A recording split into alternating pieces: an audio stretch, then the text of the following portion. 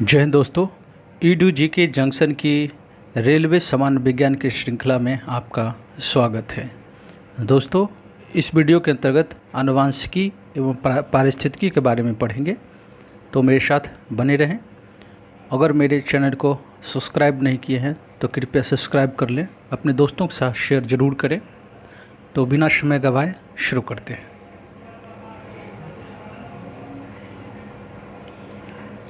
तथ्य है कि आनुवंशिकी लक्षणों की पीढ़ी दर पीढ़ी संचरण की विधियों तथा कारणों के अध्ययन को आनुवंशिकी यानी जेनेटिक्स कहते हैं।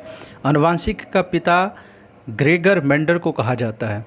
सर्वप्रथम जेनेटिक्स शब्द का उपयोग डब्ल्यू वाटसन ने 1905 ईस्वी में किया था।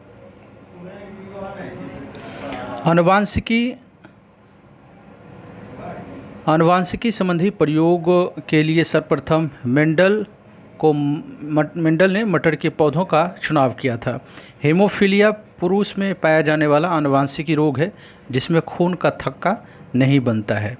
आनुवंशिकी रोग रंग वर्णांधता को 1911 ईस्वी में विल्सन ने खोजा था। इसे डाल्टन रोग भी कहते हैं। किसको? वर्णांधता को डाल्टन रोग भी कहते हैं। अगला तथ्य कि वर्णांधता रोग जो है, वर्णांधता रोग में रोगी लाल और हरा रंग में पहचान नहीं कर पाता है।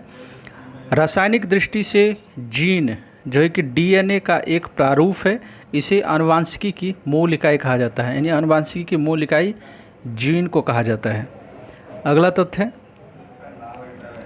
कि गुणसूत्र को सर्वप्रथम हॉफमिस्टर ने 1848 में माइक्रोस्कोप द्वारा देखा था। गुणसूत्र यानी क्रोमोसोम्स को सर्वप्रथम हॉफमिस्टर ने 1848 ईस्वी में माइक्रोस्कोप से देखा था। गुणसूत्र का नामकरण डब्ल्यू वाल्टियर ने 1888 ईस्वी में किया था। गुणसूत्र को सर्वप्रथम हॉफमिस्टर ने देखा था और गुणसूत्र का नामकरण डब्ल्यू वाल्टियर ने 1888 ईस्वी में किया था। अगला तथ्य है कि गुणसूत्र के अंदर डीएनए प्रोटीन पाया जाता है जिसे क्रोमैटिन कहा जाता है। गुणसूत्र का निर्माण क्रोमैटिन से होता है। अगला तथ्य है कि मनुष्य में गुणसूत्र की संख्या 46 यानी 23 जोड़ी होती है, जिसमें 22 जोड़ा समान तथा अंतिम एक जोड़ा असमान गुणसूत्र होते हैं। डीएनए की मात्रा को पिकोग्राम में मापा जाता है। डीएनए की मात्रा को किस में मापा जाता है? पिकोग्राम में मापा जाता है। अगला तथ्य है कि मनुष्य में XY प्रकार के गुणसूत्र द्वारा लिंग निर्धारण होता है। स्त्रियों में लिंग युग्म XX चिन्ह से तथा पुरुषों में XY चिन्ह से प्रदर्शित करते हैं। XX तथा XY विधि की खोज विल्सन व स्टीवेंस द्वारा की गई थी। XX तथा XY विधि की खोज विल्सन व स्टीवेंस द्वारा की गई थी। अगला तथ्य है कि हैन किंग ने सर्वप्रथम X गुणसूत्र की खोज किया था। X गुणसूत्र की सर्वप्रथम खोज किसने किया था? हैन किंग्स ने किया था। कैंसर उत्पन्न करने वाले जीन ऑन्कोजीन कहलाते हैं। अगला तथ्य है कि जीन शब्द का प्रयोग सर्वप्रथम जोहानसन ने किया था। जीन शब्द का प्रयोग सर्वप्रथम जोहानसन ने 1909 ईस्वी में किया था। पहले कृत्रिम जीन का निर्माण हरगोविंद खुराना ने 1970 ईस्वी में ईस्ट एलेनिन tRNA के लिए किया था। अगला तथ्य है कि डीएनए एक आनुवंशिक पदार्थ है। इसका प्रमाण ग्रिफिथ द्वारा प्रस्तुत किया गया। मनुष्य में 23वीं जोड़ी के गुणसूत्रों के कारण ही पुरुष और स्त्री का विकास होता है। आनुवंशिकी का उपयोग सर्वप्रथम डब्ल्यू वाटसन 1905 ईस्वी में किया था। आनुवंशिकी नाम का उपयोग सर्वप्रथम डब्ल्यू वाटसन 1905 ईस्वी में किया था। गैमीट की शुद्धता के नियम का प्रतिपादन मेंडल ने किया था। प्रयोगशाला में सर्वप्रथम डीएनए का संश्लेषण हरगोविंद खुराना ने किया था। अगला तथ्य है कि आनुवंशिकी उत्परिवर्तन क्रोमोसोम में होता है। जब तक जीव द्वारा 2 या 2 से अधिक भिन्न लक्षणों का नियंत्रण होता है तो यह घटना फिलोट्रॉपी कहलाती है।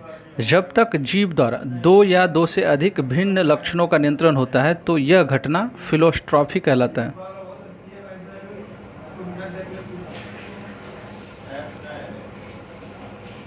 अगला तथ्य है कि हृदय का पहला प्रतिस्थापन क्रिश्चियन बर्नार्ड द्वारा किया गया था। डीएनए की संरचना को सबसे पहले वाटसन और क्रिक ने रेखांकित किया था। डीएनए का डबल हेलिक्स मॉडल को वाटसन और क्रिक ने दिया था। और अगला तथ्य है कि मनुष्य में पुरुष का Y तथा स्त्री का X गुण क्रोमोसोम के मिलने से बालक का जन्म होता है। जीव विज्ञान की वह शाखा जिसके अंतर्गत जीवधारियों एवं उनके वातावरण के पारस्परिक संबंधों का अध्ययन किया जाता है पारिस्थितिकी कहलाता है। प्रकाश के द्वारा प्रकाश संश्लेषण विधि प्रकाश के द्वारा पौधे जो है प्रकाश संश्लेषण की विधि से अपना भोजन बनाते हैं। ताप बढ़ने पर पौधों में बाष्पोत्सर्जन की क्रिया बढ़ जाती है। वायुमंडल में जलवाष्प उपस्थित होने के कारण वायु नम रहती है। प्रकाश संश्लेषण की क्रिया नीले रंग के प्रकाश में कम होती है तथा लाल रंग के प्रकाश में सबसे अधिक होती है। अगला तथ्य है कि आर्द्रता का संबंध बाष्पोत्सर्जन से होता है। बाष्पोत्सर्जन कम होने पर आर्द्रता अधिक होती है। जैविक क्रिया के लिए औसतन 10 डिग्री सेल्सियस से 45 डिग्री सेल्सियस तक का ताप आवश्यक है। जैविक क्रिया के लिए औसतन 10 डिग्री सेल्सियस से 45 डिग्री सेल्सियस का ताप आवश्यक है। अगला तथ्य है कि पादप एवं जंतुओं को मिलाकर जैविक घटक बनता है। किसी स्थान पर पाए जाने वाले किसी जीव समुदाय का वातावरण से तथा अन्य पारिस्थितिकी समुदाय से परस्पर संबंध को पारिस्थितिकी इकोसिस्टम कहते हैं। और अगला तथ्य है कि पारिस्थितिकी तंत्र शब्द का प्रयोग सर्वप्रथम टॉन्सले ने 1935 ईस्वी में किया था। पारिस्थितिकी अनुसंधान एवं प्रशिक्षण केंद्र कहाँ है? बंगलोर में है। पारिस्थितिकी अनुसंधान एवं प्रशिक्षण केंद्र बंगलोर में है। कार्बनिक पदार्थ, अकार्बनिक पदार्थ, जल, ताप, प्रकाश इत्यादि क्या है? अजैविक घटक हैं। अगला तथ्य है कि रेगिस्तान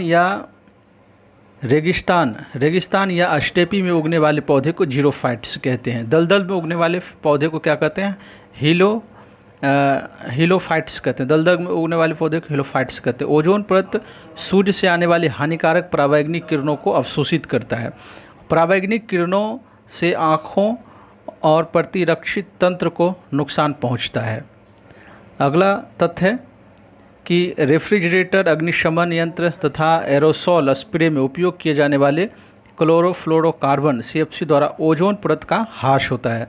अम्लीय वर्षा वायु में उपस्थित नाइट्रोजन तथा सल्फर डाइऑक्साइड के कारण होती है। अम्लीय वर्षा किस कारण से होती है? वायु में उपस्थित नाइट्रोजन और सल्फर के ऑक्साइड के कारण, SO2 NO2 के कारण अम्लीय वर्षा होती है। अगला तथ्य है कि ग्रीन हाउस प्रभाव के कारण पृथ्वी के तापमान में लगातार वृद्धि हो रही है।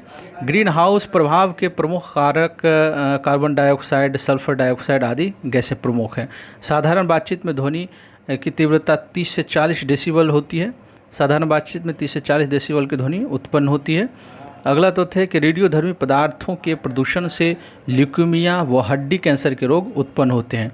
रेडियोधर्मी पदार्थों के प्रदूषण से ल्यूकेमिया व हड्डी का कैंसर रोग उत्पन्न होता है। रेडियोधर्मी पदार्थों के प्रभाव से मनुष्य की रोग प्रतिरोधक क्षमता कम हो जाती है। विश्व पर्यावरण दिवस 5 जून को मनाया जाता है। अगला तथ्य है कि प्राथमिक उपभोक्ता शाकाहारी होते हैं और ये सिर्फ पौधे पर ही आश्रित रहते हैं। द्वितीयक उपभोक्ता मांसाहारी होते हैं जो प्राथमिक उपभोक्ता पर आश्रित रहते हैं। टिटिकेल ऐसा पौधा है जिसे गेहूं तथा राई के बीज संस्करण से प्राप्त किया जाता है।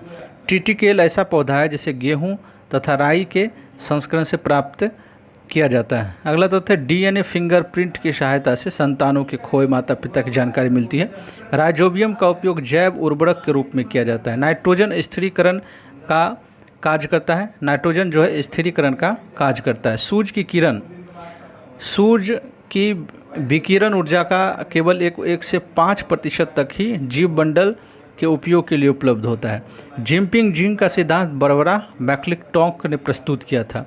भारत का पहला जैविक प्रौद्योगिकी स्थल एर्नाकुलम में है। भारत का पहला जैविक प्रौद्योगिकी स्थल कहाँ? एर्नाकुलम में है। अगला तथ्य है कि 1876 ईस्वी में हॉर्नर ने सर्वप्रथम मनुष्यों में वर्णांधता का वर्णन किया।